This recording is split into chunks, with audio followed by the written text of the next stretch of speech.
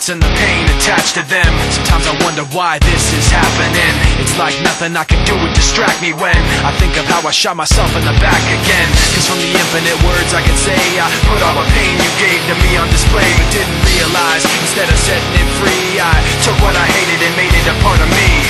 Never goes away, never goes away. And now you become a part of me.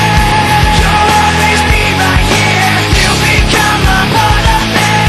You'll always be my fear. I can't separate myself from what I've done. Giving up a part of me.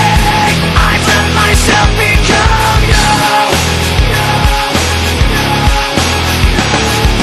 Hearing your name, the memories come back again. I remember when it started happening. I'd see you in every thought I had, and then the thoughts slowly found words attached to them. And I knew as they escaped away, I was committing myself to them. And every day I regret saying